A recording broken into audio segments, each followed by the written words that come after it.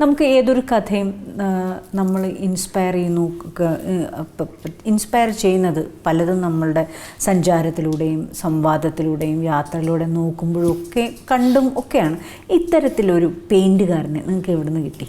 ഞങ്ങളുടെ കൂട്ടുകാരിൽ ഓട്ടോറിക്ഷക്കാരുണ്ട്, paint പണിക്കാരുണ്ട്, കൽപ്പണിക്കാരുണ്ട്, software engineers ഉണ്ട്.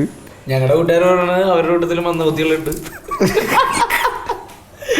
അല്ല, ഈ പറഞ്ഞ പോലെ എല്ലാ വിഭാഗത്തിലും ഞാൻ അന്നും പറഞ്ഞില്ല, ഞങ്ങളുടെ അന്ന് പറഞ്ഞ അതേ കൂട്ടുകാരൻ ഇപ്പോഴും ഉണ്ട്. അപ്പൊ അതിൽ പെയിന്റ് പണിക്കുണ്ട്. ആ പെയിന്റ് പണിക്കാരൻ ഷിനിൽ ചിറ്റൂർ എന്ന് പറഞ്ഞിട്ട് പെയിന്റ് പണിക്കാരുണ്ട്. പുള്ളി കോൺട്രാക്ടറാണ്. ആ പുള്ളിക്കാരൻ്റെ അവിടെ ചോദിച്ചിട്ടാണ് പെയിന്റ് പണിയുടെ സകല പരിപാടികളും ഞങ്ങൾ എഴുതിയത്. പിന്നെ ദുൽഖറിനെ പോലൊരു നടനെ ലോക്കലാക്കണം എന്ന് പറയുമ്പോൾ നമ്മൾ മാക്സിമം നമ്മൾ ഏതൊക്കെ ജോലി എടുക്കും? ഒരു കൽപ്പണി ലോക്കൽ, അല്ലെങ്കിൽ ഓട്ടോക്കാരൻ, മരപ്പണി.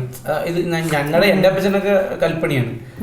ഇവൻ്റെ അച്ഛൻ എനിക്ക് തോന്നുന്നൊരു ഷോപ്പിലേക്കാണ്. ഞങ്ങളൊക്കെ അങ്ങനത്തെ സാധാരണക്കാർ. അപ്പം ഈസിയാണ് ഞങ്ങൾക്ക് അങ്ങനെയുള്ള കഥാപാത്രങ്ങൾ കാണാനും സൃഷ്ടിക്കാനും. ഇപ്പം ബസ്സിൽ പോയി ഇപ്പോഴും ബസ്സിലൊക്കെ സഞ്ചരിക്കുന്നതുകൊണ്ട് അതിൻ്റെ കാര്യങ്ങളൊക്കെ അറിയാം.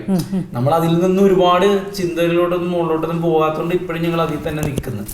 അതുകൊണ്ട് ഞങ്ങൾക്ക് വലിയ പാടൊന്നും ഉണ്ടായില്ല ഒരു പെയിന്റ് പണിക്കാരനെ കണ്ടെത്താനായിട്ട്.